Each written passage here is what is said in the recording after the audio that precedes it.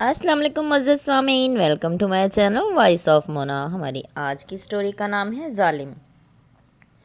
وہ پارک میں بیٹھا جھگڑا کیے جا رہا تھا۔ ارد گرد کے لوگ دیکھ رہے تھے۔ پھر وہ باہر کو اٹھ کر چل دیے۔ ان کے ساتھ ایک بچی بھی تھی جو بہت چھوٹی تھی۔ باہر نکلتے ہی اس نے لڑکی کو مارنا شروع کر دیا۔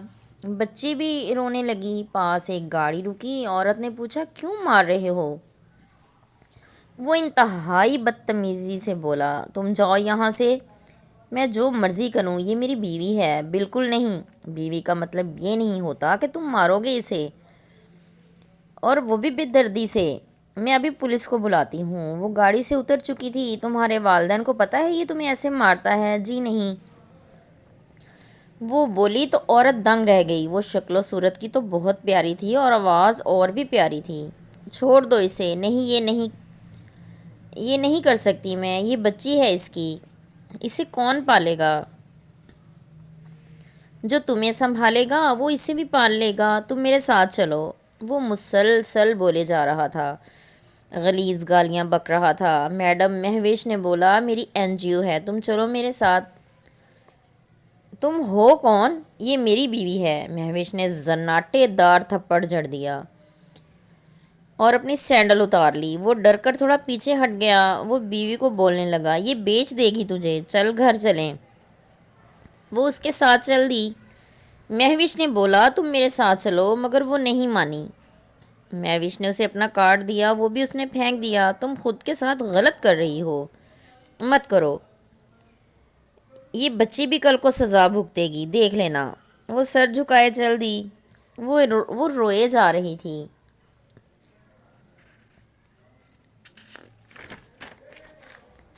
پورا خاندان تھا کہنے کو، لیکن وہ مار کھانے پہ مجبور تھی۔ جب سے شادی ہوئی تھی وہ بات بے بات پٹتی۔ اس شخص نے فیملی سے بھی دور کر رکھا تھا، کسی کو ملنے بھی نہیں دیتا تھا۔ گھر آ کے پھر وہ اس کے عتاب کا شکار ہو رہی تھی۔ اس عورت کو برا بھلا کیوں نہیں بولا تم نے؟ وہ خود بن باپ کے پلی تھی، اس لیے کوئی فیصلہ نہیں کر پا رہی تھی۔ دل تو جیسے مر گیا تھا اس کا، مردے جیسی ہی زندگی گزار رہی تھی۔ راستہ نظر نہیں آتا تھا اسے، کیا کرے، بس روتی اور اللہ سے مدد مانگتی۔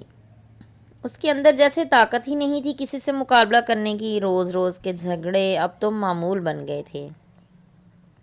جسم کے سارے حصے نیل اور درد سے بھرے تھے۔ وہ خاموش رہتی، باپ تھا نہیں، باقی رشتہ دار اگر آتے بھی تو بعد میں وہ ظلم کا شکار ہوتی۔ وہ سب چلے جاتے اور وہ پٹتی۔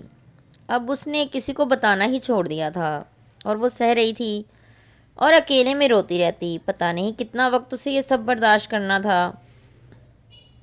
بچی سے اسے بہت پیار تھا، وہ اسے سینے سے لگائے رکھتی۔ روز روز کی مار سے وہ اس شخص سے بھی نفرت کرنے لگی تھی۔ وہ اسے مارتا اور اس کا فائدہ بھی اٹھاتا، لیکن وہ بے حس ہو چکی تھی، جیسے کہ ایک مردہ۔ وقت گزر رہا تھا۔ ایک دن وہ کسی کو گھر لایا۔ وہ اچھا خاصا امیر انسان تھا، پتہ نہیں کیوں آیا تھا وہ۔ پھر وہ اکثر آنے لگا۔ وہ سمجھ چکی تھی وہ شخص اس کے لیے آتا تھا۔ وہ اکثر کبھی کچھ لے آتا، کبھی کچھ۔ وہ ان سب کا بہت خیال کرتا۔ ایک دن اس کا شوہر اسے اکیلا چھوڑ کر چلا گیا۔ شہروز اسے گہری نظروں سے دیکھ رہا تھا۔ تم کیوں رہتی ہو اس غریب کے پاس، اور مجھے پتہ ہے تمہیں مارتا بھی ہے۔ وہ خاموش رہی اور کوئی جواب نہیں دیا۔ وہ عروبہ کے ساتھ کھیلے جا رہی تھی۔ شہروز نے اٹھ کر اس کا ہاتھ پکڑ لیا۔ میری فیکٹری ہے اپنی، اسے چھوڑ دو، میں تمہیں اپنا لوں گا۔ اور اس نے ہاتھ چھڑا لیا۔ نہیں، سب مرد ایک سے ہوتے ہیں، پہلے اور بعد میں اور۔ نہیں، میں ویسا نہیں ہوں، میری بیٹی ہے، ہاں پتہ ہے، میری بھی بیٹی بن جائے گی۔ میرے پاس تمہیں کوئی تکلیف نہیں ہوگی، اور اس کو بھی نہیں۔ یہ اپنا گھر چلانے کے لیے مجھے گھر لایا ہے۔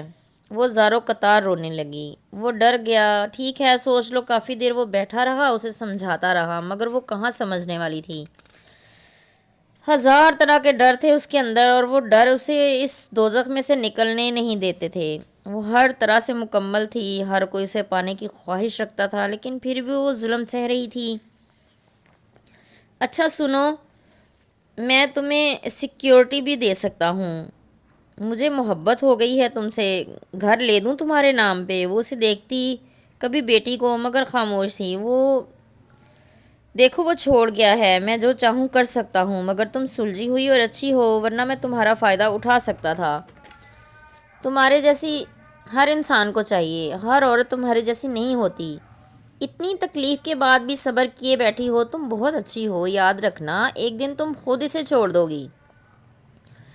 وہ وقت آیا تو مجھے بھی یاد کر لینا، کیونکہ مجھے پتہ ہے یہ انسان تمہیں کھو دے گا ایک دن۔ اب پتہ نہیں کون خوش قسمت ہوگا جو تمہیں حاصل کرے گا۔ وہ اسے گھورے جا رہی تھی۔ اپنے لیے بھی سوچا کرو، شاید تمہیں اندازہ نہیں تم بہت خوبصورت ہو۔ وہ اب بھی خاموش تھی۔ شہروز کھڑا ہوا اور چل دیا۔ تھوڑی دیر بعد وہ واپس آیا۔ شہروز کدھر ہے؟ وہ آپ کا انتظار کر کے چلے گئے۔ کچھ دے کر نہیں گیا؟ نہیں، کچھ بھی نہیں۔ کوئی بات نہیں کی اس نے؟ نہیں، کوئی بات بھی نہیں کی۔ وہ گڑبڑا گیا، پھر باہر چلا گیا۔ کافی دیر بعد آیا تو بلا وجہ اس پہ بھڑک گیا اور مارنے لگا۔ اب وہ خاموشی سے مار کھا رہی تھی۔ جب تک وہ مارتا خاموشی سے پٹتی رہتی۔ رات بھی اس کے لیے بھیانک خواب کی طرح ہوتی۔ وہ مردے کی طرح پڑی رہتی، سب برداشت کرتی۔ وہ اپنی زندگی سے تنگ تھی۔ خودکشی کرنے کا سوچتی تو خیال آتا کہ اس بچی کا کیا ہوگا، پتہ نہیں اس کے ساتھ کیا کرے۔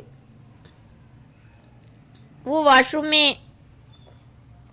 میں بھی اسے ساتھ لے کر جاتی، اکیلا نہیں چھوڑتی تھی۔ پھر شہروز کبھی نہیں آیا اور بہت سے لوگ آئے، وہ کسی کو منہ نہیں لگاتی تھی۔ وقت گزر رہا تھا۔ پھر ایک دن شادی میں گئے، وہاں بھی اس کا شوہر بدتمیزی سے باز نہیں آیا۔ اب وہ ہر وقت دعا کرتی کہ میری زندگی آسان ہو جائے، پر تکلیفیں کہاں ختم ہوتی ہیں۔ خود تو اس کا سارا وہ خود تو اپنے سارے خاندان میں جاتا تھا، لیکن اسے نہیں جانے دیتا تھا۔ ایک دن اس کی ممانی کا فون آیا، اس کے شوہر کو وہ بلا رہی تھیں اور پیسے بھی مانگ رہی تھیں۔ بھی پتہ چلا ان کا ریلیشن تھا اس کے شوہر کے ساتھ۔ وہ امید سے تھیں اور وہ بچہ ان کے مطابق اس کے شوہر کا تھا۔ اس سے نفرت تو پہلے ہی تھی، پھر گھن آنے لگی۔ پھر ممانی کو ماموں نے طلاق دے دی۔ اس کے بعد سب ختم ہونے لگا۔ میکا تو ختم ہو ہی گیا تھا۔ بات بہت پھیلی اور وہ گنہگار نہ ہونے کے باوجود خود کو گنہگار سمجھتی۔ پر اب رب کے فیصلے تو ہوتے ہیں جنہیں سب کو ماننا پڑتا ہے۔ وقت گزر رہا تھا اور وہ بھی وقت کے ساتھ بدل رہی تھی۔